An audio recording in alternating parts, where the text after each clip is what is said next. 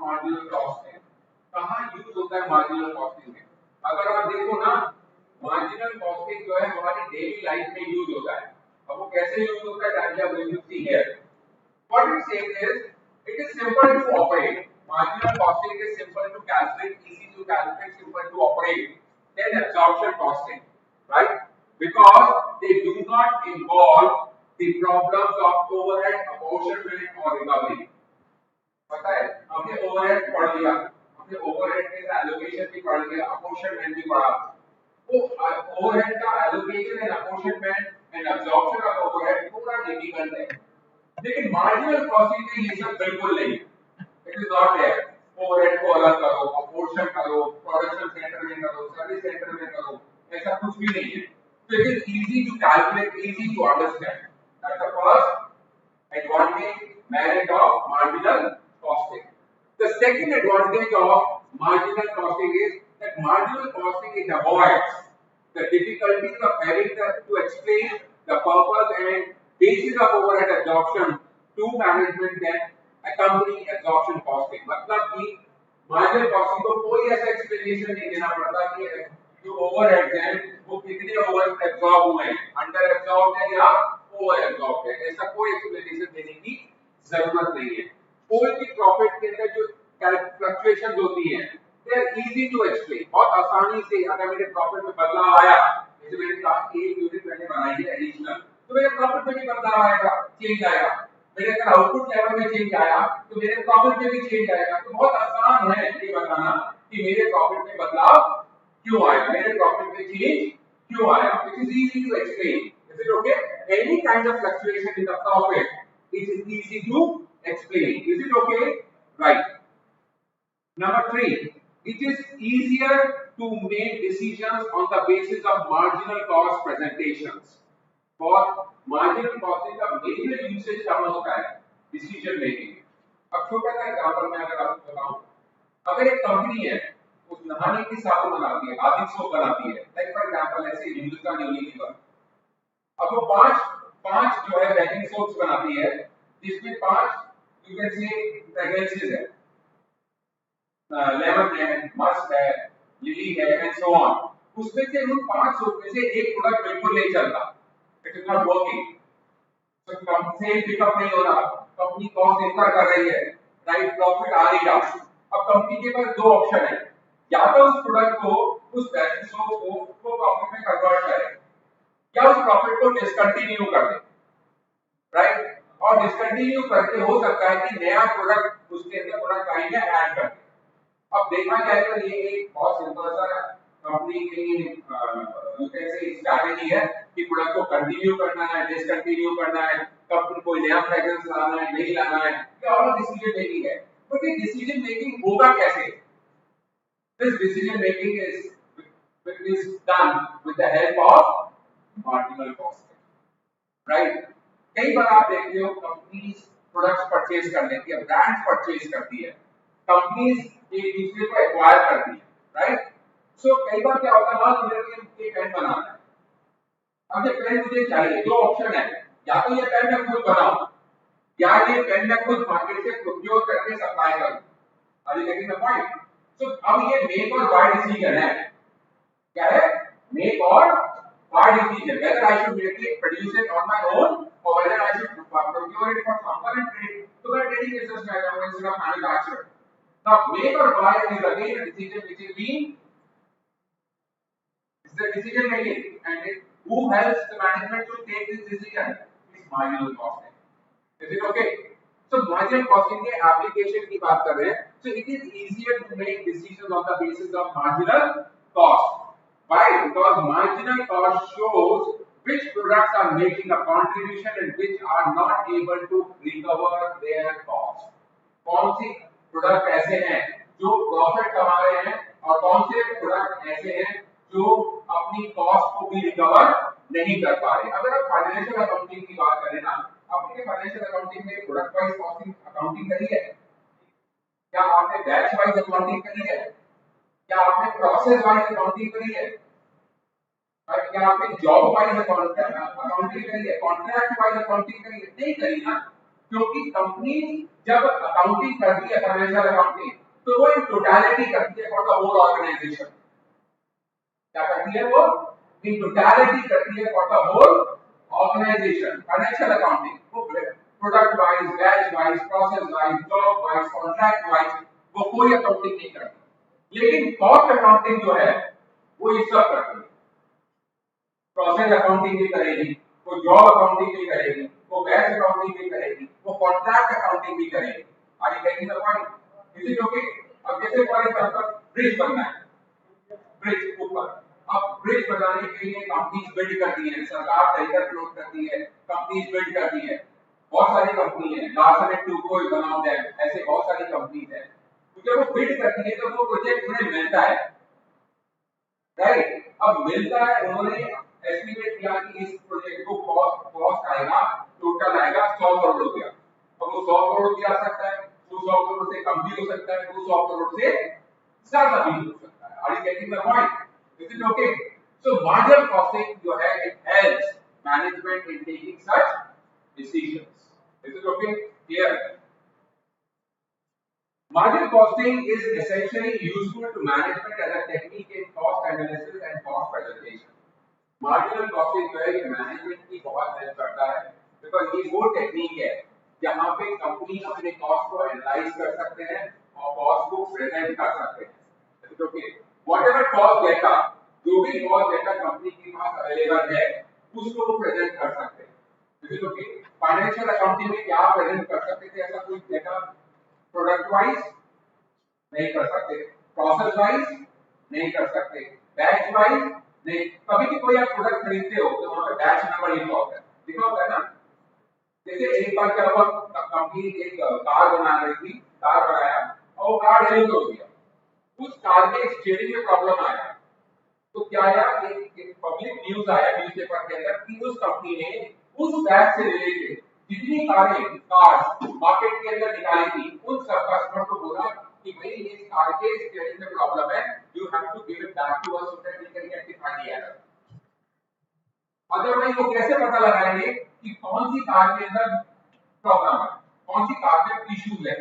सो batch से पता लगता है कि किस प्रोडक्ट के, अगर ये बैच वाइज है, किस प्रोडक्ट बैच में प्रॉब्लम था, तो they will recall, they will get it back and rectify it and again give it back to the customers, right? So it enables the presentation of data in a manner which is useful to different levels of management, right, for the purpose of controlling costs. Now यहाँ पे दो important चीज आ गई, एक word है, दो word आ गए, एक को बोलते हैं cost reduction, एक को बोलते हैं cost control। दोनों में फर्क क्या है? cost control का मतलब होता है कि मैंने ये एज्यूम किया कि जब अगर मैं ये पेन बनाता हूं, इसकी जो कॉस्ट होगी वो 10 रुपया होगी, 10 rupees, right? That is the standard cost. लेकिन जब एक्चुअल में ये पेन बना तो इसकी कॉस्ट या तो 10 रुपए से कम होगी या 10 रुपए से ज्यादा होगी। क्लियर है? Right? So what are we trying to say, we are going to see whether my budgeted cost or standard cost is less than the actual cost or more than the actual cost. Is it okay? Right?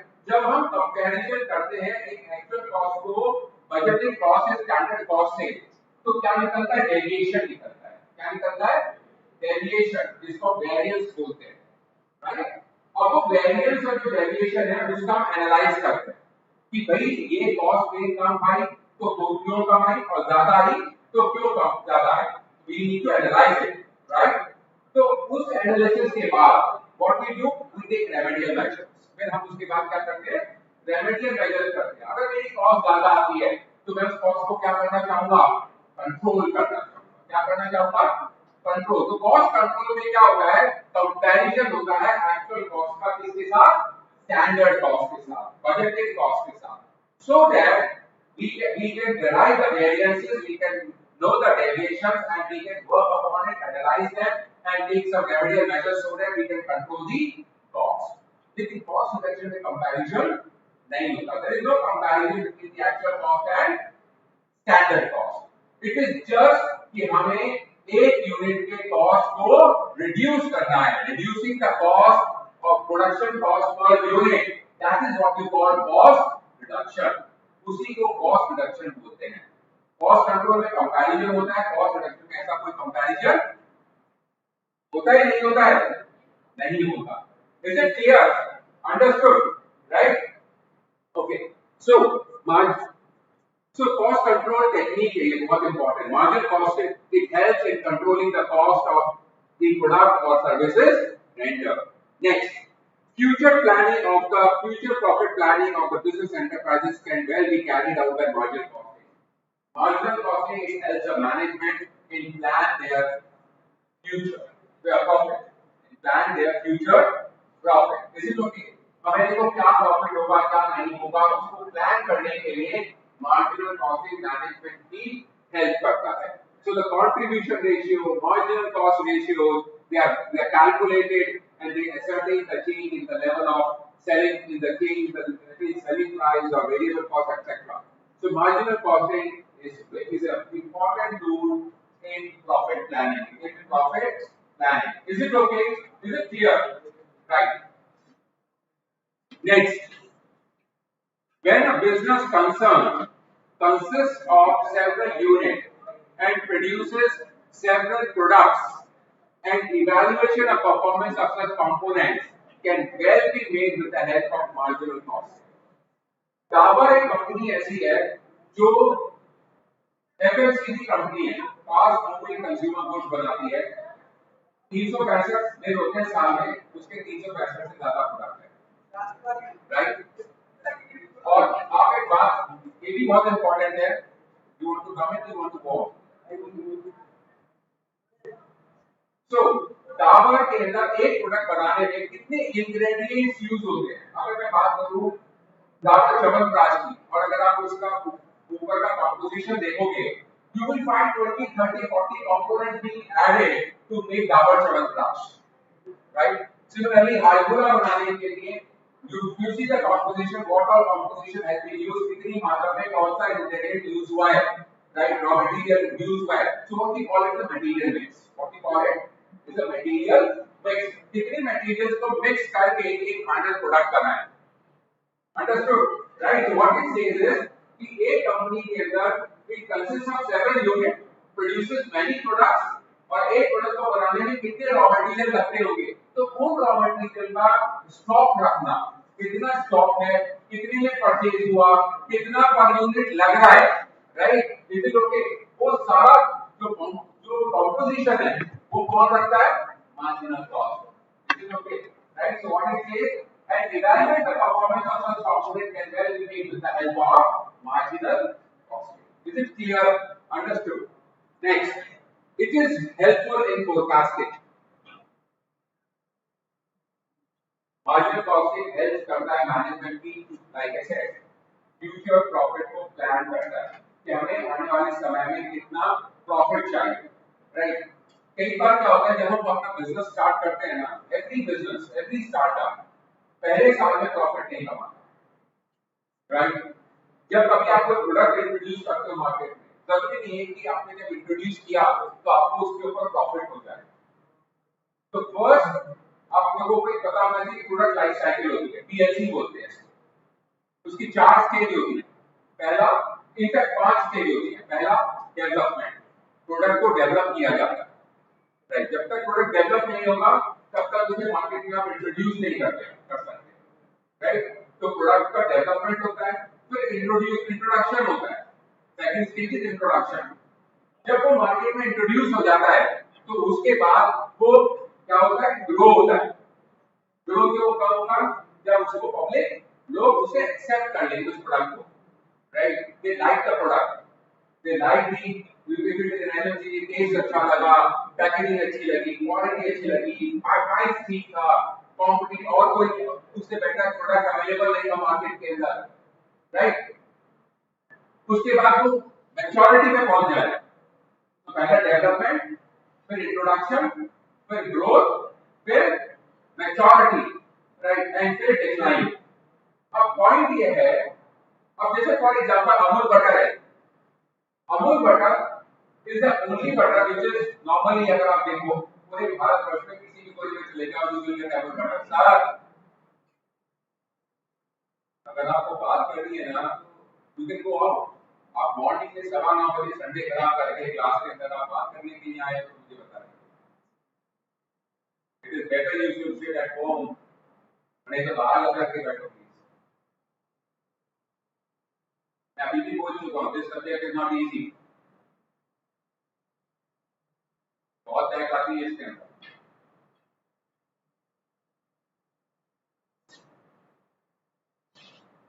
इसकी theory लिखने में भी दिक्कत है। सुबह सुबह Sunday आपका भी खराब हो रहा है, 7:15 मैं निकल करके आ रहा हूँ driving all the way from 40 kilometre drive करके आ रहा हूँ, 40 किलोमीटर ड्राइव करके जा रहा हूँ। आप भी उठ के आए हो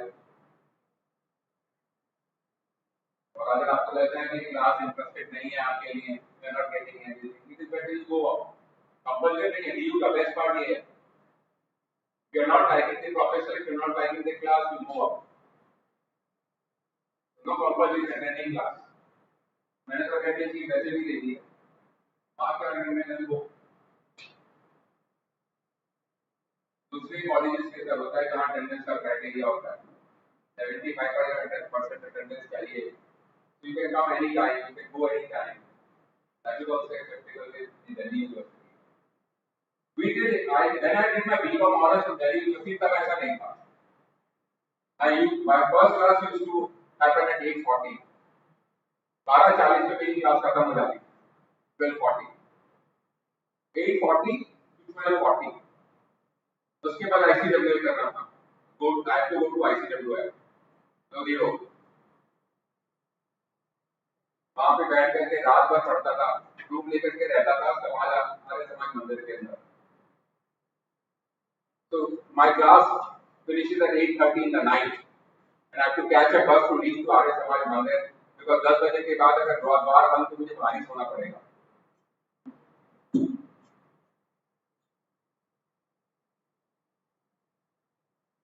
अब सुबह आए हो, ऐसी कितनी बातें हैं यार आपके पास। Continuously I am seeing that you guys are talking. कभी मोबाइल बना रहे हो, कभी वीडियो बना रहे हो या वीडियो दिखा रहे हो। I do not know what you are doing.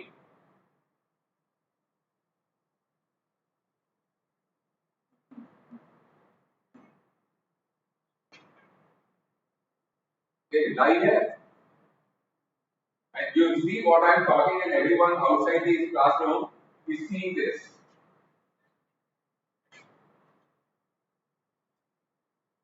Please understand.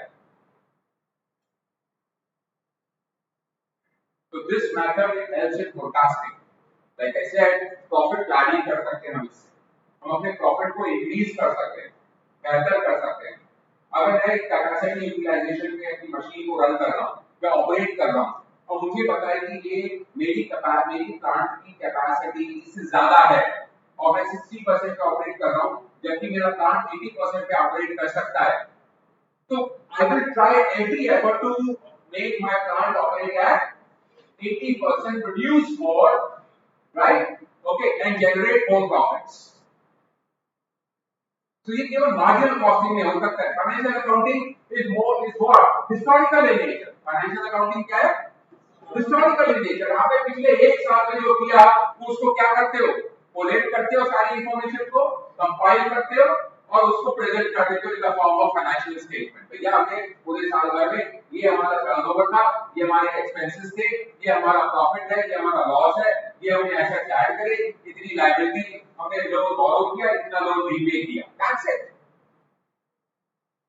सो वहां प्लानिंग नहीं है क्योंकि जो हो गया उसी को हम केवल रिकॉर्ड कर रहे हैं, क्लास उसको क्या कहते हैं कंपाइल कर रहे हैं और उसको प्रेजेंट कर रहे हैं in the form of financial statement. यहां ऐसा नहीं है क्योंकि अगर मुझे पता है कि मेरा एक प्रोडक्ट इस प्रोडक्ट वाले से अच्छा नहीं कर रहा तो मैं क्या करूंगा? उस प्रोडक्ट को डिसकंटिन्यू करूंगा। Why I should carry that product. Understood? तो understand every company which is manufacturing product, ऐसा जरूरी नहीं है कि वो हर प्रोडक्ट जो वो बना रही है उसे मार्केट में लाना ही लाना है। नो, गूगल है बहुत प्रोडक्ट्स बनाता है, तो जितने प्रोडक्ट बनाता है क्या मार्केट में लॉन्च करता है क्या? नहीं करता है। बिकॉज वो ये कहता है कि अगर मेरे इतने बिलियन यूजर्स होंगे तो ही ये प्रोडक्ट मैं लॉन्च करूंगा मार्केट के अंदर, नहीं तो मैं लॉन्च नहीं करूंगा। तो दिस मच इतना बिलियन यूजर्स होना चाहिए मेरा। तो कुछ प्रोडक्ट तो ऐसे होते हैं जो डेवलप होते हैं, टेबल पे बनते हैं और टेबल पे खत्म हो जाते हैं, वो मार्केट के अंदर लॉन्च ही नहीं होते, आते ही नहीं है। Similarly, there are many products जो बनते हैं और मार्केट के अंदर नहीं आते, और आते हैं तो शेल्फ लाइफ के अंदर ही खत्म हो जाते हैं। ऐसी बहुत मूवीज बनती हैं जो बनती है, लॉन्च होती है, देखती है, लेकिन बॉक्स ऑफिस में फ्लॉप हो जाती है, बंद हो जाती है, उनके बारे में लोगों को पता भी नहीं लगता ये मूवी भी कोई बनी। सो मार्जिनल, लेकिन ये मार्जिनल कॉस्टिंग इसीलिए इंपॉर्टेंट है क्योंकि ये unit product wise, process wise, batch wise, job wise costing करती है और हमें हेल्प करती है कि हम अपने कौन से प्रोडक्ट को, कौन से जॉब को, कौन से कॉन्ट्रैक्ट को कंटिन्यू करें या उसे शट कर दें, बंद कर दें। क्लियर है? Understood? Next, when there are different products, determination of number of units of each product is what we call optimum product mix.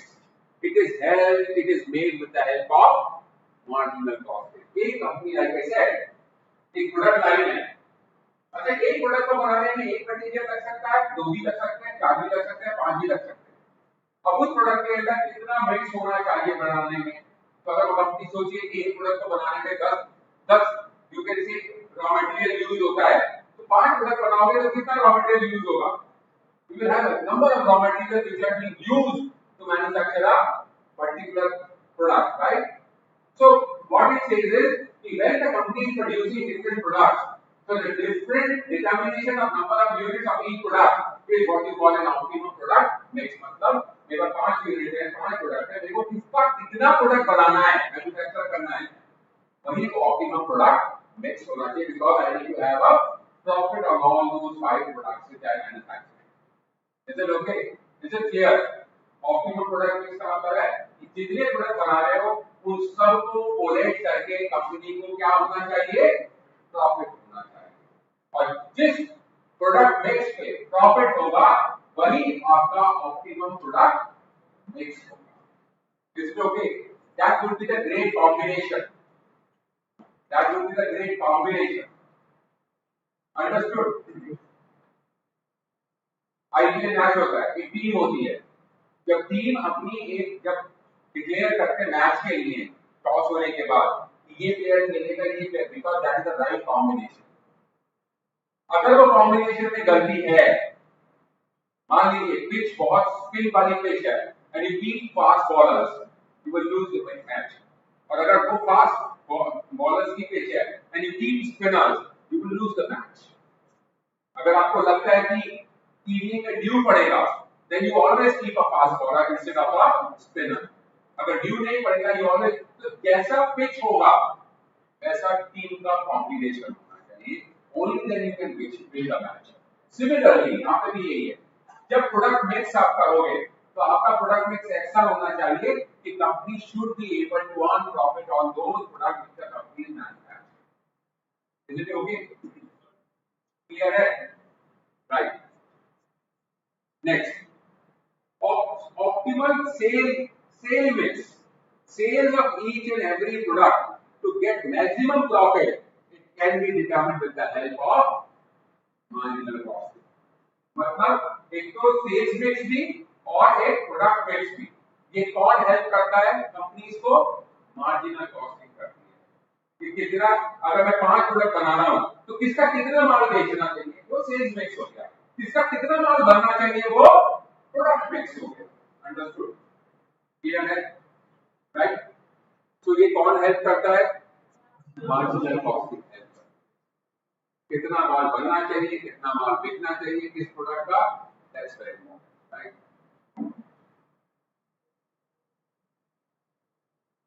So apart from the above, whatever we have talked about, there are other decisions which are taken by the management, and marginal costing help them, right, in taking these decisions. First, like I said, make or buy decision, whether to produce on our own or whether to buy it from the market. Okay. खुद बनाए या market से procure करके supply करें. That's one thing. Another is exploring foreign market. Indigenous market में local market में operate करें या इसको फॉरेन मार्केट लेके जाए. एक होता है कि प्रोडक्ट लॉन्च, राइट. क्या होता है प्रोडक्ट लॉन्च? एक कंपनी ने नया प्रोडक्ट बनाया. अब दो चीजें हैं, या तो उस प्रोडक्ट को वो टेस्ट मार्केटिंग करे. प्रोडक्ट की क्या करे? Test marketing. मान लो जैसे कोका कोला ने आम पन्ना निकाला. अब आम पन्ना जो है बहुत कंपनीज के ऑलरेडी मार्केट के अंदर अवेलेबल है. बीकानेर वाले का भी है, हल्दीराम का भी है. तो कोका कोला ने अपना खुद का आम पन्ना निकाला. अब जब आम पन्ना प्रोडक्ट लॉन्च करा तो कोका कोला एक such big brand, such big company जिसके पास पैसे की कोई कमी नहीं है, तो दैट कंपनी कैन अफोर्ड कि वो उसे पूरे भारत में लॉन्च कर सकती है एक साथ नेशनल लेवल पे, राइट. लेकिन कई कंपनी ऐसी होती हैं जिनके पास इतने रिसोर्सेज नहीं होते. अब रिसोर्सेज के अभाव में, कमी होने के कारण, अवेलेबल फंड अवेलेबल ना होने के कारण, अगर मैंने कोई प्रोडक्ट लॉन्च किया और प्रोडक्ट मैन्युफैक्चर किया तो मैं सोचता हूं कि चलो instead of launching this product at a national level, let me launch it at a regional level और लोकल लेवल. तो लेट्स से मैंने दिल्ली एनसीआर चुना कि ये प्रोडक्ट मैंने बनाया, इसको केवल दिल्ली एनसीआर में लॉन्च करता हूं, सी द रिस्पांस. तो पूरे भारत में जितना पैसा लगेगा उसका हो सकता है मैं 1/100 टाइम्स मैं उसका दिल्ली एनसीआर में मेरा पैसा लगेगा इस प्रोडक्ट को लॉन्च करने में. मैंने प्रोडक्ट लॉन्च किया दिल्ली एनसीआर में. अब दो चीज होने वाली है, या तो प्रोडक्ट का रिस्पांस अच्छा आएगा या प्रोडक्ट का रिस्पांस बिल्कुल नहीं आएगा या मिला जुला हुआ ठीक ठीक होगा. Okay okay, right. अब क्वेश्चन यहाँ पे अराइज होता है कि अगर खराब है और ट्राई करा, रिस्पांस अच्छा ही नहीं रहा, तो मेरा जो प्रोडक्ट है वो दिल्ली एनसीआर में आकर के ही लॉन्च होकर के खत्म हो जाएगा और discontinue and not produce anymore. फिर लेकिन अगर मिला जुला हुआ या बेटर हुआ तब माय कॉन्फिडेंस लेवल का एंटरप्रेन्योर विल इंक्रीज. वो कहेगा my product is accepted in Delhi NCR, let me now go in north India. मैं नॉर्थ इंडिया में अपने प्रोडक्ट को लॉन्च करता हूं. मतलब वो भी पूरे भारत में भी नहीं कर रहा क्योंकि फंड की जरूरत, फंड अवेलेबल चाहिए, फंड नहीं है अपने. तो नॉर्थ इंडिया में लॉन्च करा. नॉर्थ इंडिया में लॉन्च करने के बाद प्रोडक्ट की एक्सेप्टेबिलिटी आ गई. The people living in north India they like the product. उसका डिमांड आ गया, उसकी सेल आ गई, कंपनी ने प्रोडक्शन बढ़ा दिया, प्रोडक्शन कैपेसिटी बढ़ा दिया अपना. ग्रेजुअली व्हाट हैपेंड, फिर इसका कॉन्फिडेंस और बढ़ गया. तो उसने कहा कि चलो नॉर्थ इंडिया के साथ साथ ना let me just go to central India, क्योंकि नॉर्थ इंडिया से सेंट्रल इंडिया जुड़ा हुआ है. ऐसे करके वो रीजन बाय रीजन में अपने प्रोडक्ट को बढ़ाते गए, उनकी सेल बढ़ती गई, ब्रांच ऑफिसेस खुलते गए, right. And that is how company grows, right. नेटली क्या है, ऐसी जो ऑपरेट किया था, it is such a big chain. US का एक चेन है, छोटे से लेवल पे स्टार्ट किया था और आज फ्रेंचाइजी मॉडल है उसका. नेटली के खुद के सारे आउटलेट खुद के परचेज खुद के थोड़ी ना है, फ्रेंचाइजी मॉडल पे रन करता है. DD Goenka world international school खुद के सारे स्कूल थोड़ी ना है, फ्रेंचाइजी मॉडल पे रन करता है. तो वो एक्सप्लोर कर रहा हूं. Are you getting my point? Is it okay?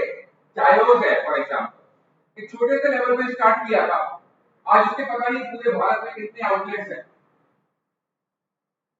So exploring foreign market means क्या हमें केवल डोमेस्टिक मार्केट में ऑपरेट करना चाहिए या we should cross the boundary and operate in other parts of the world. That's important. Clear है? लेकिन it's such a big decision and who helps it? कौन मदद करता है मैनेजमेंट की? Smart enough. Whether we should operate in Indian market or we should operate in foreign market. Is it okay? Next, accept an order or not. Please the order को accept करें या ना करें, ये कौन है बताएगा? ये मार्जिनल कॉस्टिंग helps. प्रॉफिट अगर होगा ऑर्डर के ऊपर तो एक्सेप्ट करेंगे, प्रॉफिट नहीं हो रहा तो ऑर्डर को रिजेक्ट कर देंगे. Are you getting the point? Clear है? मान लो मैं एक लेवल पे ऑपरेट कर रहा हूं और मेरी टोटल सेल्स जो है वो 1 लाख यूनिट की है एक साल में, और उस पे मुझे 12,000 रुपए का प्रॉफिट होता है, 52,000 का प्रॉफिट होता है। अंडरस्टूड? मेरे को एक ऑर्डर मिला 40,000 रुपए। नाउ क्वेश्चन हियर इज इस 40,000 के ऑर्डर के ऊपर क्या मुझे प्रॉफिट हो रहा है या प्रॉफिट नहीं हो रहा? That is important. Is it clear? Understood? Profit हो रहा है या नहीं हो रहा है? अगर मेरे को उस ऑर्डर के ऊपर प्रॉफिट होता है तो I will what I will do, I will go for that profit, I will add that profit, right? मैं उस ऑर्डर को एक्सेप्ट करूंगा। अगर मुझे प्रॉफिट नहीं हो रहा है तो I will reject that. This is okay. Next, determination of selling price in different condition. कई बार क्या होता है, सेलिंग प्राइस जो होता है ना, वो होना तो यूनिफॉर्म चाहिए, लेकिन कई बार तो यूनिफॉर्म नहीं होता। अभी जैसे फॉर एग्जांपल गो एयर ने अपनी फ्लाइट्स को क्या कर दिया, बंद कर दिया, और सबसे सस्ती फ्लाइट थी गो एयर की। जैसे गो एयर ने अपनी फ्लाइट्स को बंद किया, जो बाकी फ्लाइट्स थे उन्होंने अपने प्राइसेस बढ़ा दिए। सेलिंग प्राइस जो होता है वो किस पे डिपेंड करता है? कंडीशंस के ऊपर, राइट? नॉर्थ इंडिया में इस समय इतनी गर्मी पड़ती है, you need AC, you need cooler, आपको फैन चाहिए। तो अभी देखोगे इनकी सेल ज्यादा हो गई, लेकिन क्या विंटर्स में बिकते हैं ये? इस समय सेलिंग प्राइस इतनी ज्यादा होगी, जब विंटर्स आएंगे तो उस पे आपको क्या मिलेगा? डिस्काउंट मिलेगा।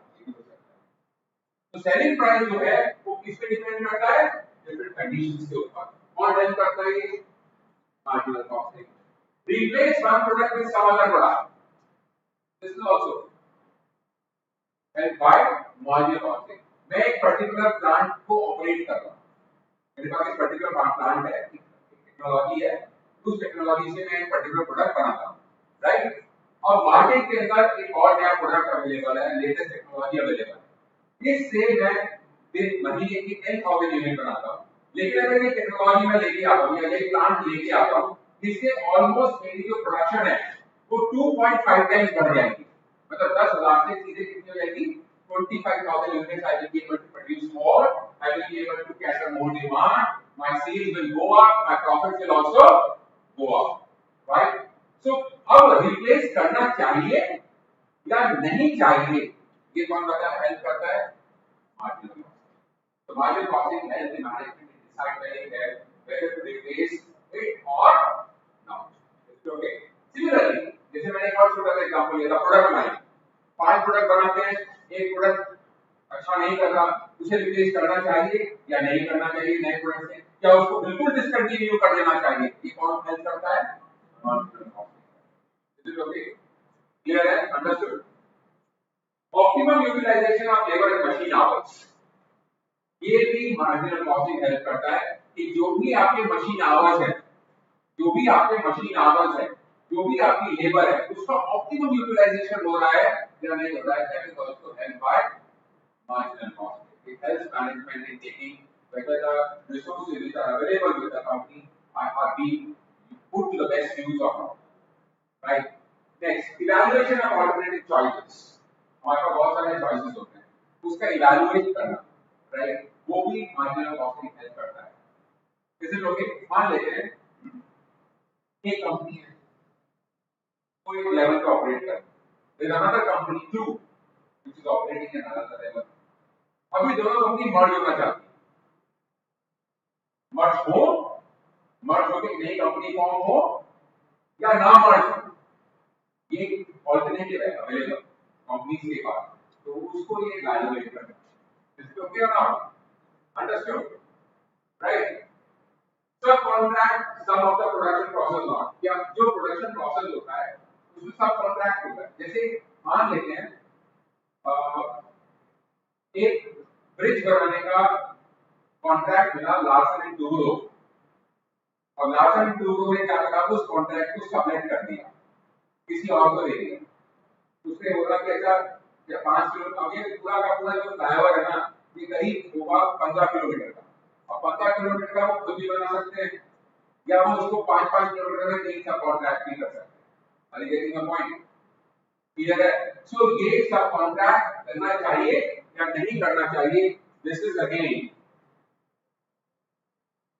right, it is helped by the marginal costing or not. Expand the business or not. अब expansion दो तरीके से होता है बिजनेस का. एक expansion होता है existing business का और एक होता है expansion of new business. Existing business में बोला था, जैसे मैंने बोला बताया आपको कि जैसे टाटा मोटर्स है, टाटा मोटर्स की कार है, नेक्सॉन है, टियागो है, टिगोर है, एंसो सफारी है. और टाटा मोटर्स ने एक और कार और ऐड कर दी अपनी प्रोडक्ट लाइन में. तो कंपनी ने क्या करा, एक्सपेंशन करा but of existing business. Is it okay? जब एक्सपेंशन ऑफ एग्जिस्टिंग बिजनेस होता है तो रेवेन्यू बढ़ता है. क्या बढ़ता है? रेवेन्यू बढ़ता है. Is it okay? क्लियर है? राइट? मतलब adding new products to the product line, that is what we call expansion of existing business. Here दूसरा expansion होता है, like I said, this is what you call diversification. Expansion not in getting into the expansion of new business. When I say expansion of new business, right, वहां पे क्या होगा, आप the company will diversify into some other areas, some other businesses. अब विप्रो की बात करें, अब हम विप्रो क्या है? अभी वर्ड अबाउट विप्रो क्या कंपनी है? जोर से बोलो. IT company. इसका पहले बिजनेस क्या था? Consultant oil. ठीक है. तो विप्रो जो थी initially was an oil manufacturing company. अब ऑयल और आईटी में कोई कनेक्शन है? नहीं है. That is what you call a diversification but unrelated diversification. So when company diversify into some other different area, which from whatever the main line of business, right, उससे बिल्कुल different करती है, उसको हम unrelated diversification, right? लेकिन अगर मैं मान लीजिए मैं शर्ट बनाता हूँ, right? शर्ट क्लॉथ से बनती है. I get into let's say manufacturing of trousers, then I get into manufacturing of suits. Maybe I start manufacturing jackets and all that. So what I am trying to get, I mean, same line of business है, but what I am doing, diversification क्या है? Into related areas. Diversification is into related areas. Is it okay? Understood? So ये भी क्या है? Diversify करना चाहिए, नहीं करना चाहिए, business को expand करना चाहिए, नहीं चाहिए. कौन हेल्प करता है? Marginal costing. सीधा application of marginal costing. ये ऐसा कोई वर्टिकल नहीं है जहां पे मार्जिनल कॉस्टिंग यूज ना होगी. राइट? शटडाउन और कंटिन्यू. इस प्रोडक्ट को शट करें, बंद करें, डिसकंटिन्यू करें, या प्लांट को शट डाउन करें या इसे कंटिन्यू करें, that is also decided by marginal costing. Is it okay? इन सब के ऊपर प्रॉब्लम है. जितने के डिसीजंस है ना मार्जिनल कॉस्टिंग के अंदर, इन सब के ऊपर क्या है? प्रॉब्लम्स है. तो आपके एग्जाम में इन सब में से किसी के ऊपर भी केस आ सकता है. तो अब सोचिए कि it is just not one way to solve a problem. हर प्रॉब्लम बिल्कुल डिफरेंट होने वाली है. मैं केवल सारी कवर करने वाला भी नहीं हूं. मैं आपको केवल कॉन्सेप्ट दूंगा. I will cover 2-3 types of problem and then we will move on. Every problem here is a different problem. Right? Is it clear? Okay, before we move further, let's talk about cost control versus cost reduction. Let's see, most of the companies, they want to maximize the profit.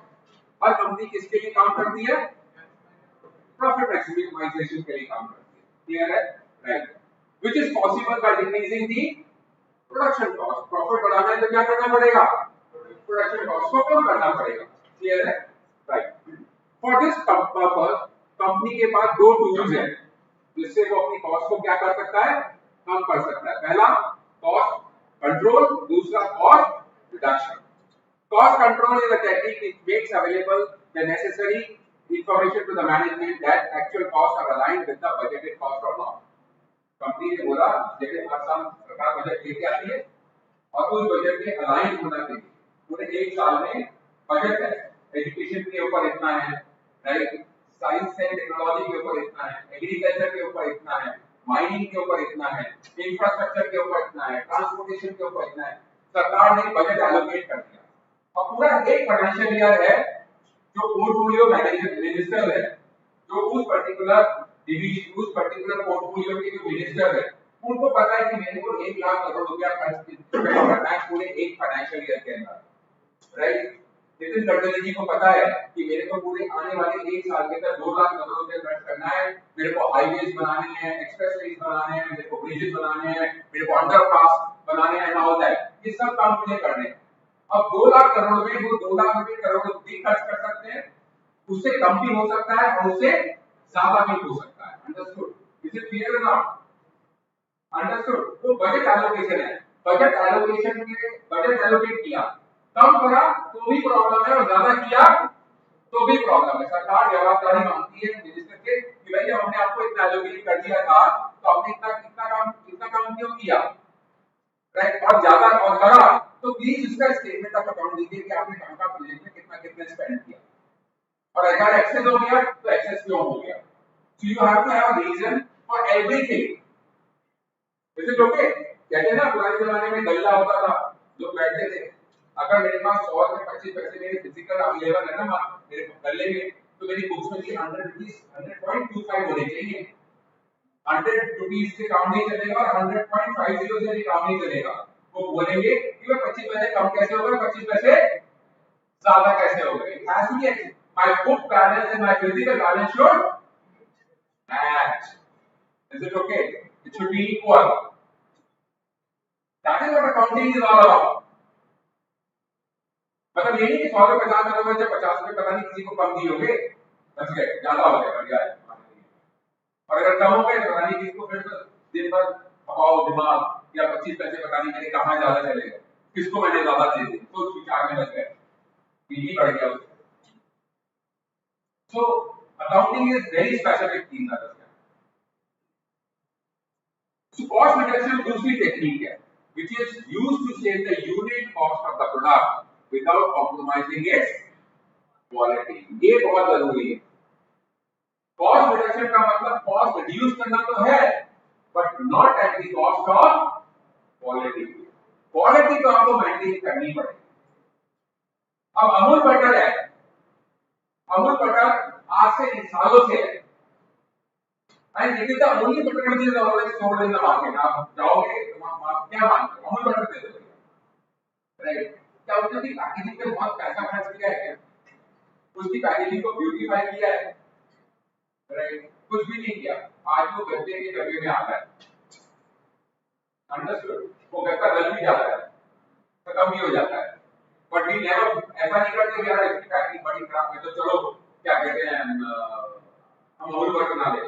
Shampoo की बोतल ले और वो कहीं से पिचकी भी हो तो हम बोलेंगे भैया ये वापस ले ले, पिचकी नहीं है, this is not good, in fact इसकी पैकेजिंग खराब है।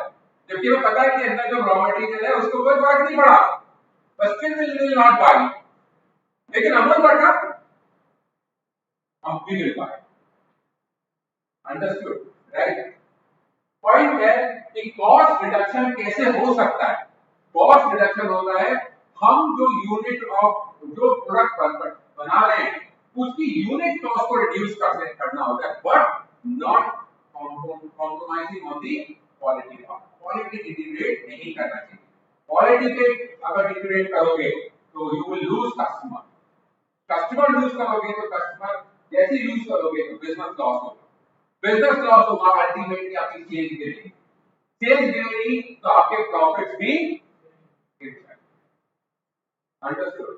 So that is the basic difference between cost control and cost reduction. Understood? The difference आता है एग्जाम के अंदर, so you need to be very clear about cost control and cost reduction. So cost control it focuses on decreasing the total cost of production. Cost control का major focus क्या होता है कि total cost of production को हम कैसे कम करें, लेकिन cost reduction का जो focus होता है किसको होता है, unit cost of production कैसे, okay or not, right? एक पर यूनिट की बात कर रहा है और एक टोटल कॉस्ट की बात कर रहा है। सेकंड, कॉस्ट कंट्रोल जो है वो टेम्परेरी प्रोसेस है, ठीक है। जब ज्यादा होगी तभी हम उसे कंट्रोल करेंगे, लेकिन जो कॉस्ट रिडक्शन होता है we do it on a daily basis, every time everywhere we do it. हम कॉस्ट को पर यूनिट को कम करने में हमेशा लगे रहते हैं, right? So it is a permanent process, it is a continuous process. The process of cost control will be completed when the specified target is achieved. जैसे एक टारगेट था वो आपने अचीव किया, राइट? तो कॉस्ट कंट्रोल ओवर हो गया। लेकिन जो कॉस्ट रिडक्शन है वो कंटिन्यूअस प्रोसेस है, like I said, and it has no visible end. It targets for eliminating waste expenses. उसका मेजर ऑब्जेक्टिव क्या होता है कि जहां जहां वेस्टेज हो रही है उन एरियाज को ब्लॉक करना, बंद करना, राइट? बाय बिकॉज हमें क्या करना है, यूनिट कॉस्ट ऑफ प्रोडक्शन को क्या करना है, कम करना है। We have to reduce the unit cost of production, right? Cost control does not guarantee quality maintenance of product, लेकिन cost reduction it assure 100% quality assurance. Cost control में कोई गारंटी नहीं है, कोई एश्योरेंस नहीं है क्वालिटी ऑफ द प्रोडक्ट कैसा होगा, लेकिन कॉस्ट रिडक्शन के अंदर 100% क्वालिटी मेंटेनेंस का गारंटी होता है कि जो प्रोडक्ट आएगा वो 100% क्वालिटी वाला आएगा। कॉस्ट कंट्रोल एक प्रिवेंटिव फंक्शन है, वेयरएज कॉस्ट रिडक्शन जो है वो एक करेक्टिव फंक्शन है। सो ये बेसिक डिफरेंस है कॉस्ट रिडक्शन के अंदर और कॉस्ट कंट्रोल के अंदर और कॉस्ट रिडक्शन के अंदर। Is it okay? Is it clear? Any doubt? Right. Now let us start marginal costing now from here. मतलब start तो कर दिया, this was all theory. Now let us understand कि जितनी हमने बात करी है ना, we will definitely have cases, we will have problem. अब उसको solve करने का एक तरीका है। अब ये जो format है, this will help you in solving marginal costing problems, right? Let us see that.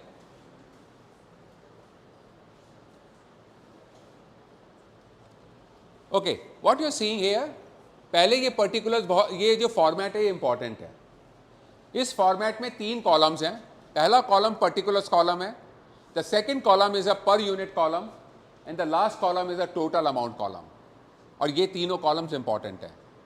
format बदलेगा नहीं, फॉर्मेट यही रहेगा, particulars, per unit and total amount, it will not change, right? So we will have sales first. If you talk about this is selling price per unit, and when we multiply this selling price per unit, when we multiply it by number of units sold, what we get is total sales. What we get is total sales. कैसे निकलता है? selling price per unit multiplied by number of units sold. Is it okay? Clear है? तो ये हमारा sales आ गया। Sales में से क्या माइनस करेंगे हम? Variable cost. And all of you know what is variable cost. Variable cost वो कॉस्ट होती है जो बदलती है with the level of output. Output बदलेगा तो जैसे जैसे आउटपुट बदलेगा वैसे वैसे वेरिएबल कॉस्ट भी बदलेगा। But remember, variable cost per unit it remains same. Total variable cost it changes with the change in the output level. Is it okay? Yes. Clear? So sales में से जब variable cost minus किया तो क्या आया हमारा? Contribution. So contribution एक तरीके का profit है। Contribution क्या है? कल अगर एग्जाम में क्वेश्चन आ जाए, define contribution. What is contribution? So contribution is a profit which only covers variable cost, it does not cover fixed cost. contribution क्या है? contribution एक तरीके का profit है जो केवल variable cost को कवर करता है, fixed cost को कवर नहीं करता। इस क्योंकि contribution variable cost माइनस करने के बाद आया है इसलिए वो कवर हो रही है। फिक्स कॉस्ट इसके बाद माइनस कर रहे हो तो कंट्रीब्यूशन फिक्स कॉस्ट को कवर नहीं कर रहा। Is it okay? So contribution is the profit which only covers variable cost, it does not cover fix cost. इस कंट्रीब्यूशन में से आपने क्या माइनस किया? फिक्स कॉस्ट माइनस किया। Is it okay? कंट्रीब्यूशन में से क्या माइनस किया? फिक्स कॉस्ट माइनस किया। What is fix cost? Like I said, fix cost वो कॉस्ट होती है जो बदलती नहीं है with the level of output, मतलब वो सेम रहती है। आउटपुट लेवल चाहे 100 हो, चाहे 1000 हो, चाहे 10,000 हो, it will remain same, it does not change with the change in the output level. So जब कंट्रीब्यूशन में से फिक्स कॉस्ट माइनस करेंगे, what we get is profit, what we get is, उसको हम क्या कहते हैं, प्रॉफिट कहते हैं। Is it okay? ये आगे का एक फॉर्मेट मैंने लिख दिया है, what you get is earning before interest and taxes, EBIT। इसमें से हम क्या माइनस करते हैं, फिर इंटरेस्ट माइनस करते हैं। क्या माइनस करते हैं? इंटरेस्ट। और इंटरेस्ट कब होता है? जब हम लोन लेते हैं। एब्सोल्युटली, जब हमने बैंक से लोन लिया तो बैंक को हम क्या पे करेंगे, इंटरेस्ट पे करेंगे। या हमने डिबेंचर्स इशू करे तब हमें इंटरेस्ट पे करना होता है। तो EBIT में से क्या माइनस करा, इंटरेस्ट माइनस करा, आई चला गया तो क्या बच गया, अर्निंग बिफोर टैक्स, EBC। और इसमें से आपने फिर टैक्स पे करा तो क्या बचा, अर्निंग आफ्टर टैक्स बचा। Is it okay or not? यहां तक कोई डाउट है इस फॉर्मेट में? कोई doubt? Sales less variable cost is contribution, less fix cost is earning before interest and tax, minus interest earning before tax, minus tax earning after tax. Is it okay? Clear है?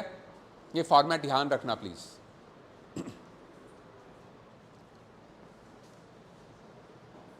So what it says is,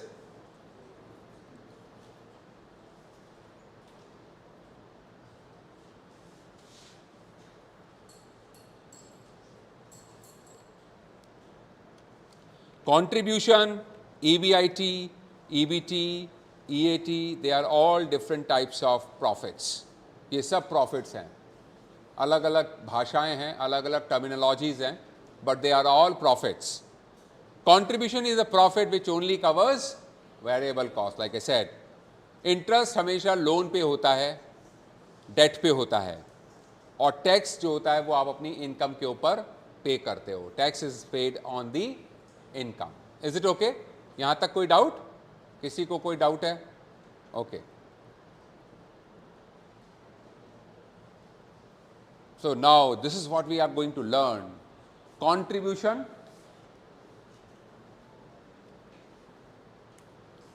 what we are going, contribution, yeah. So this is what we are going to learn here. Contribution, PV ratio, break even point in units, break even point in rupees, margin of safety. ये कैसे calculate होगी? This is what we are going to learn. Is it okay? ये compute करना आना चाहिए, because this will help you in deciding those decisions जो हम decisions की बात कर रहे थे ना, make or buy, continue, discontinue, shut down, continue करो, नए मार्केट में एंटर करो, नया मार्केट में एंटर मत करो, मर्ज करो, नहीं मर्ज करो, राइट? ये सारे डिसीजंस केवल इनके ऊपर बेस्ड है जो ये आप निकालेंगे। Is it okay? ये 5 चीज़ें 6 चीज़ें जो हैं ये बहुत इंपॉर्टेंट है। सो ये मैं फॉर्मेट आपको ऑलरेडी लिखा चुका हूँ। क्लियर है? So now you see the first formula, now you will have some formulas. पहले आप सब फॉर्मूले लिखो, then we will solve the problem. पहला फॉर्मूला क्या है? जो फॉर्मेट है जो आपने लिखा उससे हमने पहली इक्वेशन निकाली कि कंट्रीब्यूशन क्या होता है, सेल्स माइनस वेरिएबल कॉस्ट। लेकिन इसका एक और फॉर्मूला भी है, contribution is equal to fix cost plus profit. Contribution क्या होता है? फिक्स कॉस्ट प्लस प्रॉफिट भी होता है। So from these two you can see that there are 2 equations to calculate contribution. One, sales minus variable cost. Another is fixed cost plus profit. Clear? Next, we calculate profit volume ratio.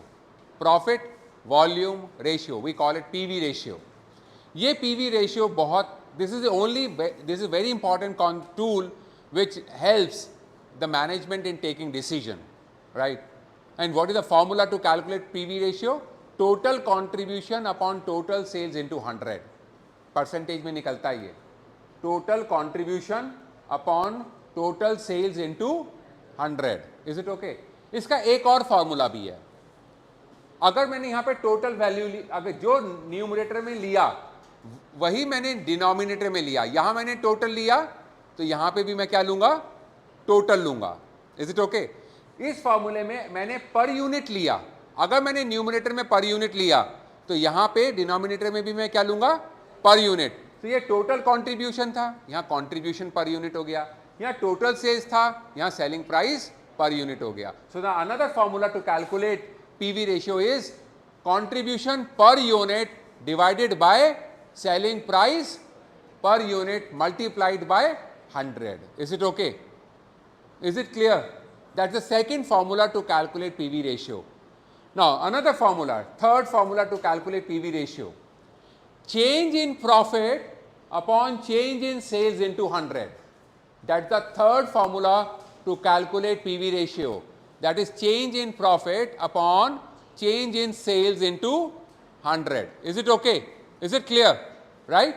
Okay. So हमने दो formulas देख लिए, पहला contribution कैसे निकलता है, दूसरा हमने कैलकुलेट करा प्रॉफिट वॉल्यूम रेशियो कैसे निकलता है। Right? So what is profit volume ratio, PV ratio? It is a ratio which establishes the relationship between the contribution and sales.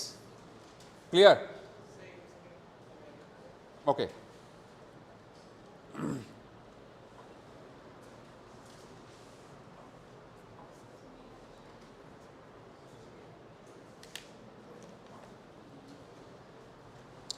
Okay, let us understand.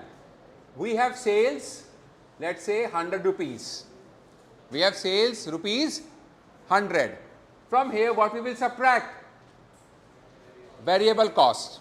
Let's say my variable cost is 60, right? So what I will get is contribution, right, which is 40. If I have to calculate my PV ratio, what is my PV ratio here? That is total contribution upon sales into 100, which is equal to 40 upon 100 into 100, which is equal to 40%. Any problem till this point? Okay. So I am writing another equation. What is that another equation is? That PV ratio plus variable cost to sales ratio is equal to 100. PV ratio plus variable cost to sales ratio is equal to 100. Is it clear or not? What it means? इसका मतलब क्या है? आपने क्या कहा कि मेरी variable cost कितनी है? 60. इसका मतलब ये 60 का मतलब क्या हुआ? It is 60% of sales. It is 60% of sales. और मेरा कंट्रीब्यूशन क्या है? It is 40% of sales. इसका मतलब ये हुआ कि my PV ratio plus my variable cost to sales ratio, it has to be equal to 100. It has to be equal to 100 always. अगर मान लेते मैं इसे 56 कर दूं, ये मेरा 56% हो जाएगा. किसका? सेल्स का. ये मेरा कितना हो गया? 44. ये किसका 44% किसका हो गया? सेल्स का. Is it okay? सो ये क्या हुआ? पहले कितना था? 40% प्लस 60% इज इक्वल टू 100. अब कितना हो गया? 44% plus 56% is equal to 100. Is it clear और not? So we derived a relationship, contribution, PV ratio और variable to cost to sales ratio, ये दोनों हमेशा किसके बराबर होते हैं? 100 के बराबर होते हैं. Is it okay? मान लो मैं अगर आपको क्वेश्चन ये दूं कि variable cost to sales ratio 32% है, कैलकुलेट पीवी रेशियो. अगर आपको ये रिलेशन नहीं पता होगा तो आप नहीं निकाल सकते. राइट? सिंपल है. अगर मेरा variable cost to sales ratio अगर 32% है, then my PV ratio is 68%. Is it clear और नॉट? अंडरस्टूड? राइट.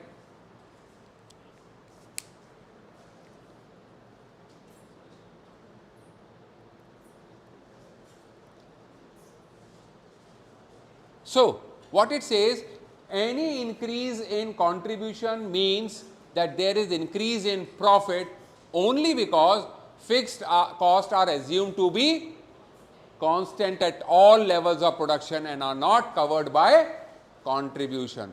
अगर मेरा contribution बढ़ेगा तो वो तभी बढ़ेगा जब मेरी sales बढ़ेगी, right? और मेरा प्रॉफिट भी तभी बढ़ेगा जब मेरा कंट्रीब्यूशन बढ़ेगा, क्योंकि फिक्स कॉस्ट में बदलाव नहीं होगा. इज इट क्लियर और not? My fix cost will remain same. Fix cost में बदलना नहीं है, तो मेरा अगर मेरा कंट्रीब्यूशन बढ़ा तो मेरा प्रॉफिट भी बढ़ेगा. Is it okay or not? Understood? और कंट्रीब्यूशन कब बढ़ेगा? दो एस्पेक्ट है कंट्रीब्यूशन बढ़ने में. पहला, या तो सेल्स बढ़े या मेरी वेरिएबल कॉस्ट कम हो जाए. Is it okay? Understood? So if I have to improve my contribution, the company has to increase their sales or they have to reduce their variable cost. So relationship, like I have already shared this relationship between PV ratio and variable cost to sales ratio. If PV ratio is 40%, then VC to sales ratio is 60 and so on. Is it okay? Clear? Now we move down to another important concept, that is break-even point. What is break-even point? Break-even point is the point where total sales is equal to total cost. Where total sales is equal to total cost. It means, in other words, break-even point is the point where there is no profit, no loss. Break-even point वो point होता है जहाँ पे company को ना तो profit होता है और ना ही लॉस होता है. टोटल सेल्स टोटल कॉस्ट के बराबर होती है. सो जब कोई कंपनी अपना बिजनेस चलाती है ना, एंटर करती है, या कोई स्टार्टअप कंपनी होती है, उसका पहला ऑब्जेक्टिव पता है क्या होता है? प्रॉफिट कमाना कभी नहीं होता. क्योंकि शुरू के पहले 2-3 सालों में तो कंपनी को अपने आप को सेटअप करने में लग जाता है, स्टैब्लिश करने में लग जाता है. In first 2-3-4 years the company का मेजर ऑब्जेक्टिव क्या होता है कि भैया हम केवल ब्रेक इवन कर लें.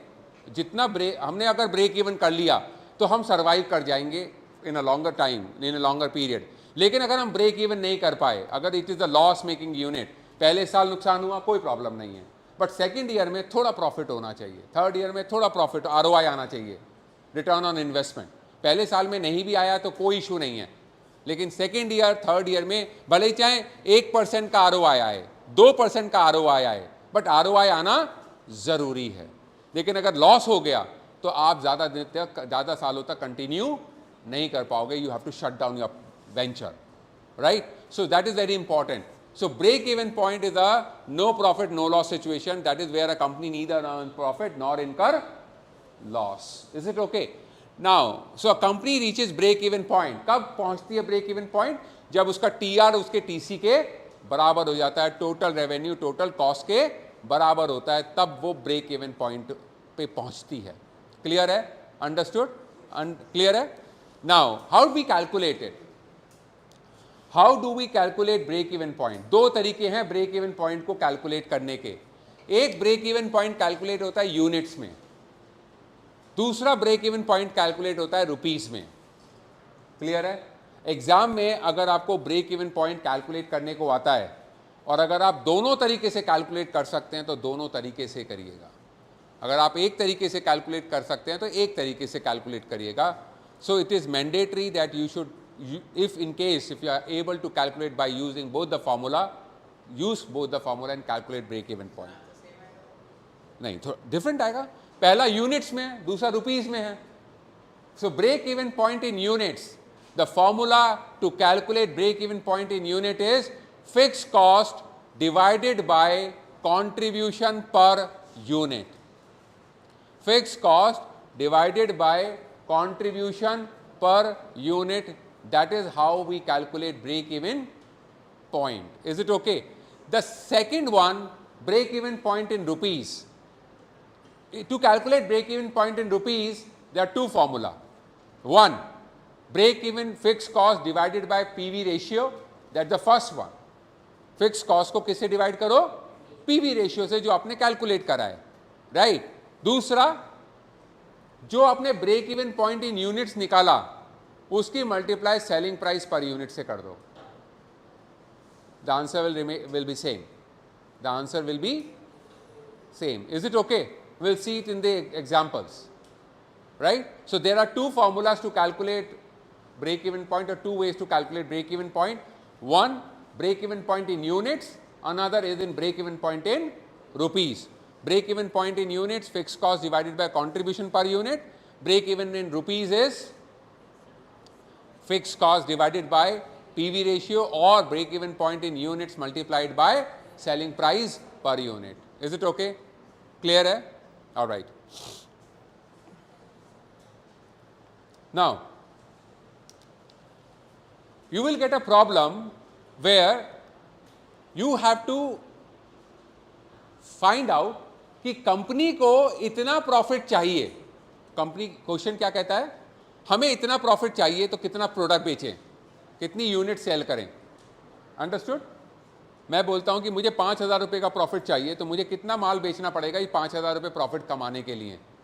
That's the first part, right? So compute units for a desired profit. हमें नंबर ऑफ यूनिट्स निकालनी है कि मेरे को इतना प्रॉफिट चाहिए तो मैं कितना यूनिट्स बेचूं.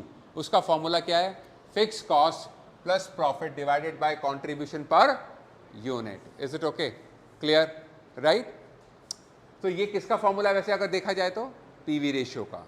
क्या होता है पीवी रेशियो? पीवी रेशियो क्या होता है? Total contribution upon total sales into 100 होता है ना. Is it okay? सो मैं कंट्रीब्यूशन की जगह क्या रख सकता हूं? फिक्स कॉस्ट प्लस प्रॉफिट रख सकता हूं कि नहीं रख सकता? राइट? मेरे को फिक्स कॉस्ट भी पता है, मेरे को प्रॉफिट भी पता है, मेरे को पीवी रेशियो भी पता है, तो मैं सेल्स निकाल लेता हूं वहां से. मैंने को कितना माल बेचना चाहिए कि मेरे को इतना प्रॉफिट हो, पहला पार्ट. दूसरा पार्ट क्या है? दूसरा पार्ट क्या कह रहा है कि मेरे को टोटल सेल्स चाहिए for a desired profit, for a desired profit. Is it okay?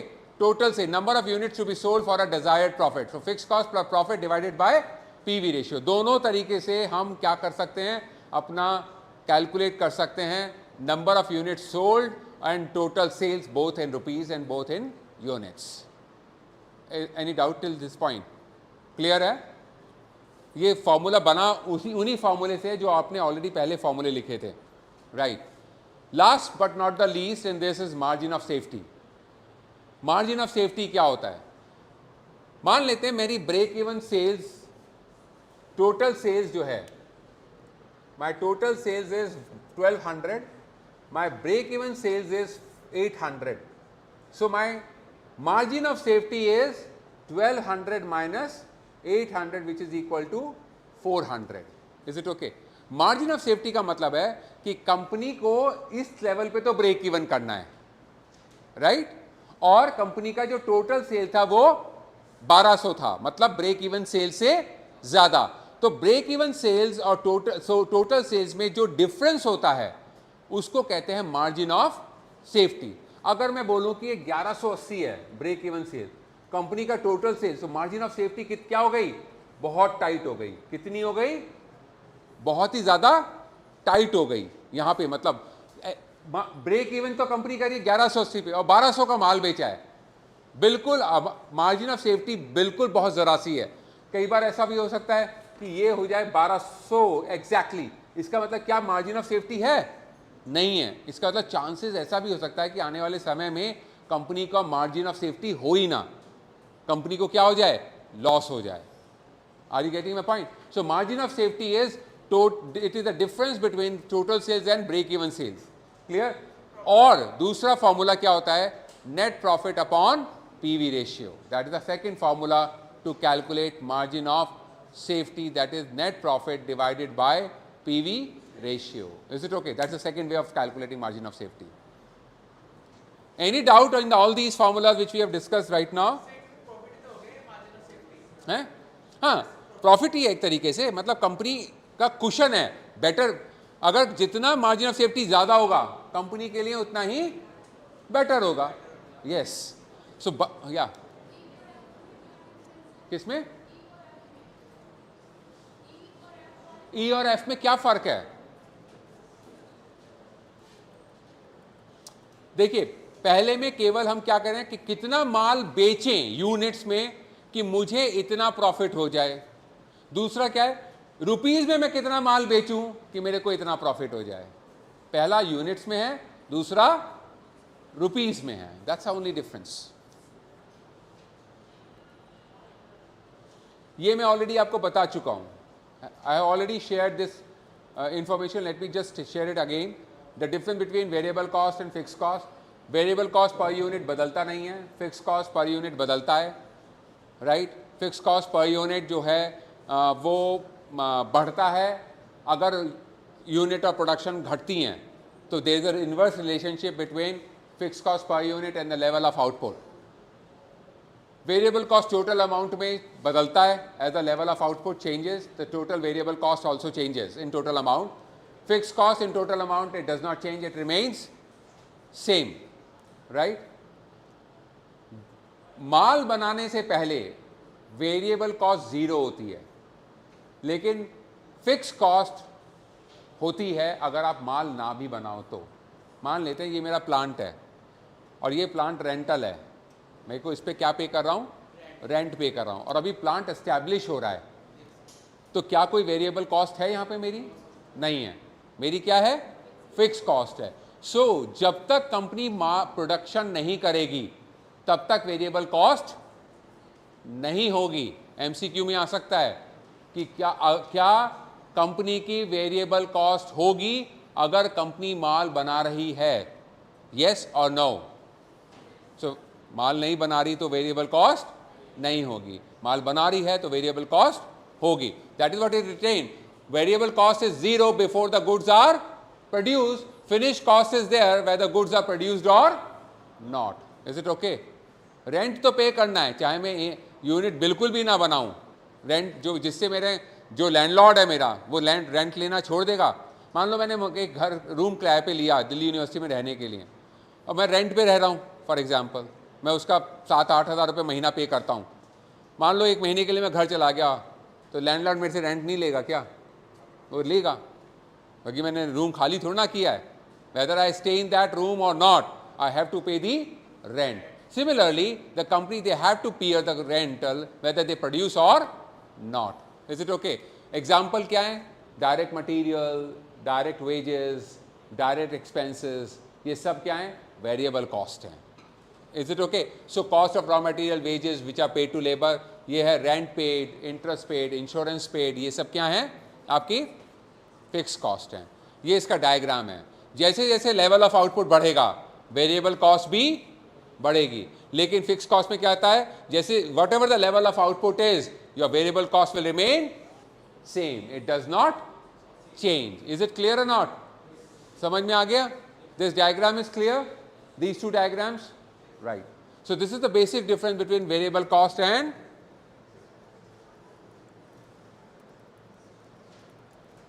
okay.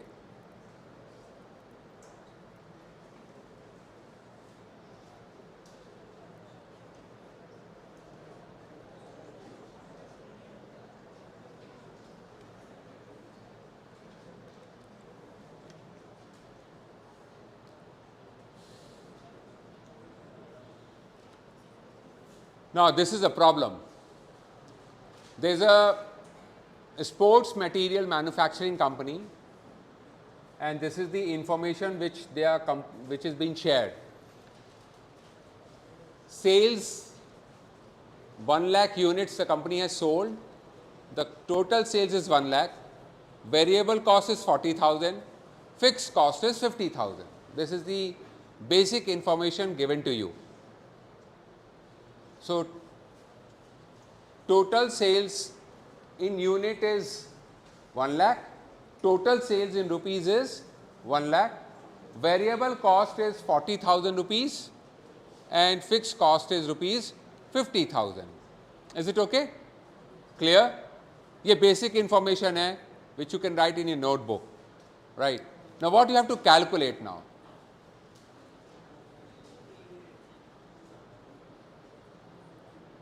All these things you have to calculate. First, you have to calculate profit volume ratio, break even point and margin of safety. That's the first thing you have to calculate. Then you have to calculate all these, you have to show the effect. You have to show the effect on profit, right? If the physical sales volume is increased by 20%, अभी कितना है? Physical sales volume कितना है? 1 lakh unit. और अगर ये 20% से बढ़ जाए तो what will be the effect on profit? Is it okay? You have to show the effect of profit on all these situations. One, 20% increase in physical sales volume. Next, 20% decrease in physical sales volume. 5% increase in variable cost. 5% decrease in variable cost. 10% increase in fixed cost. 10% decrease in fixed cost. 10% decrease in selling price and 10% increase in sales volume. You have हर चीज के लिए आपको PV ratio, break even point, margin of safety और profit, इन सब में कितना चेंज आएगा, for all these you have to calculate. Have you understood? Clear है? तो मेरी तरफ क्या देख रहे हो? करो, डू इट. क्या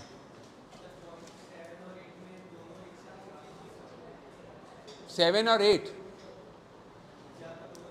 अलग अलग है. पहला ये पॉइंट है, दूसरा अलग पॉइंट ये है. ये हाँ, ये एक साथ दोनों करने पड़ेंगे कि यहां पे हमें सेलिंग प्राइस तो 10% से कम करनी पड़ेगी. अभी सेलिंग प्राइस कितना है? 1 रुपया है. 10% डिक्रीज किया तो कितना हो गया? 10 पैसे कम हो गया. तो कितना पैसा हो गया? 90 पैसा हो गया सेलिंग प्राइस. वॉल्यूम क्या हुआ? 10% से बढ़ गया. अभी कितना वॉल्यूम था? 1 lakh.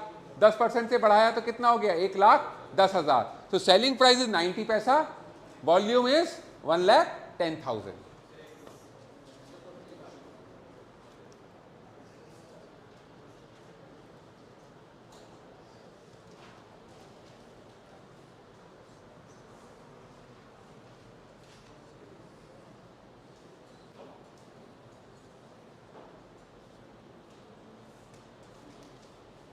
So the total number of units sold by the company is 1 lakh units. The total sales is 1 lakh. So means selling price per unit is how much? 1 rupee. Selling price per unit is 1 rupee. Variable cost in total amount is 40,000. Fixed cost is 50,000. Clear?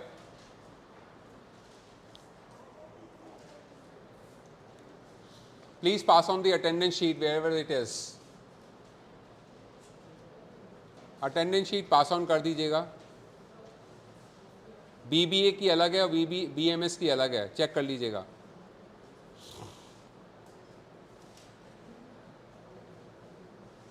Now let me show you the options.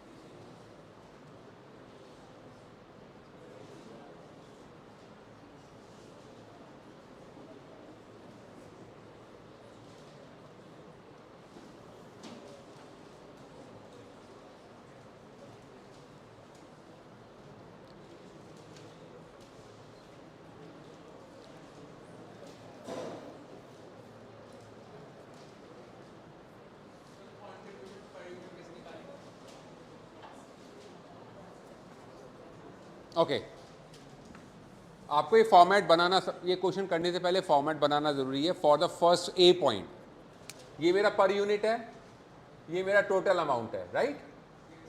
Units कितना बेचा मैंने? 1 lakh unit sold, right? Now sales 1 रुपया per unit का sales है. Total amount is 1 into 1 lakh is 1 lakh, right? From here what we will subtract? Variable cost. Variable cost कितना दिया है आपको? 40,000 in total amount. Means एक यूनिट पे कितना आया? 0.40. Clear? Right? So this is my contribution. This is my contribution.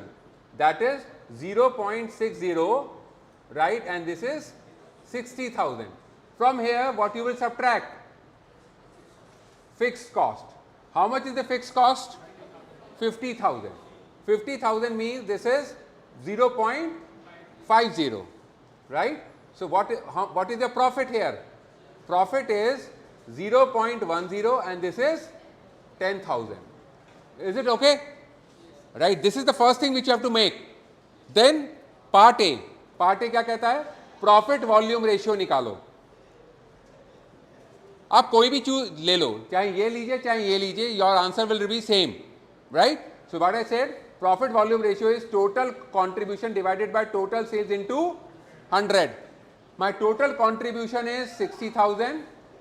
My total sales is 1 lakh into 100. So it comes to how much? 60% is PV ratio. 60% is PV ratio. Second part is break even point. Now break even point we can calculate it in units, right? That is fixed cost divided by contribution per unit. How much is the fixed cost? 50,000. Contribution per unit is how much? 0.60. How much? How many units? 8,000. How much? 83,333 units. That is your break even point in units. Is it okay? If I have to calculate break even point in rupees, then break even point in rupees is equal to fixed cost divided by PV ratio. That is equal to fixed cost is how much? 50,000. PV ratio is how much? 60%. How much it comes to? How much it comes to? You can calculate it. How much? 50,000 divided by 60%. 83,333. Is it okay?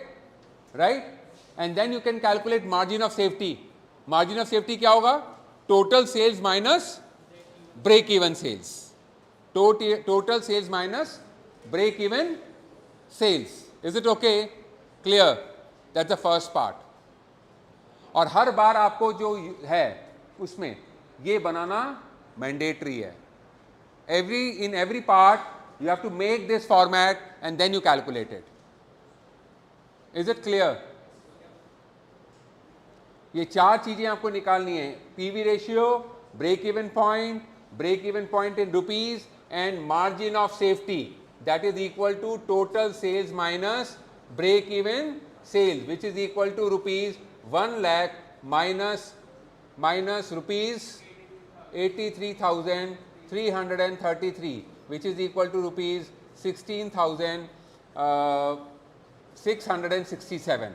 That is your margin of safety. Is it okay? In all these you have to show the effect. Is it okay? Now today we have done, I've given you the concept. In the next class we are going to complete marginal costing and cost volume profit analysis. We will be doing at least around 7 problems of different types in marginal costing and CVP analysis. Clear hai? Understood? So I would like all of you to practice it. Whatever books is given to you, you can start with the basic. You should learn how to calculate profit volume ratio. You should calculate how to calculate break even point, margin of safety. You learn this, and then when we will be doing some other problem, you will be able to help do it. Is it okay? Any doubt in whatever we have talked today? किसी को कोई doubt है? Anything which you have not understood? Clear hai? All right. Thank you so much.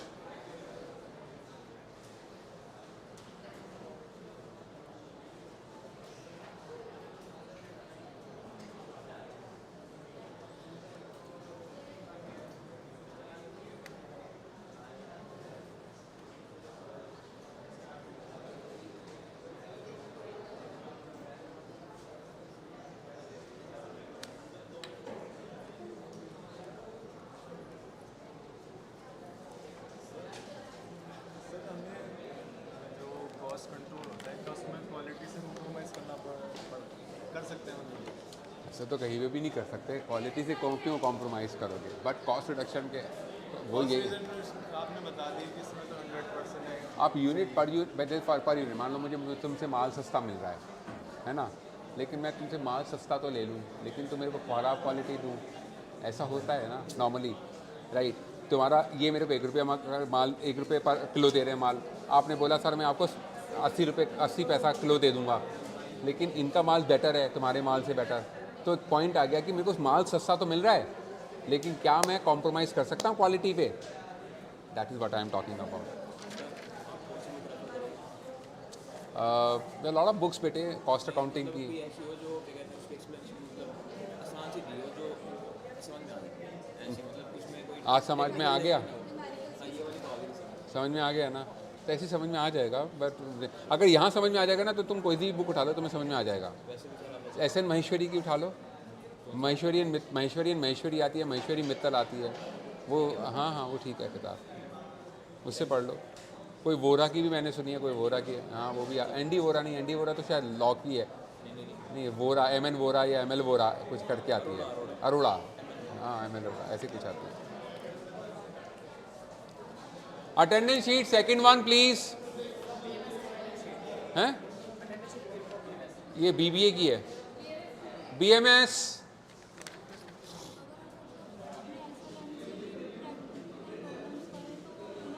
किससे? SLM जो हमें मिला वो। अगर नंबर अच्छे चाहती हो और नॉलेज गेन करना है, ये एक लिमिटेड बुक है बेटे, राइट। एक कॉन्सेप्ट दे दिया, समझा दिया, प्रैक्टिस करने के लिए तो यू हैव टू प्रैक्टिस ना। 5 गेंद खेले और एक 100 गेंद खेलेगी, दोनों में फ़र्क है कि नहीं है? 5 गेंद खेलने के बाद कोई पर्टिकुलर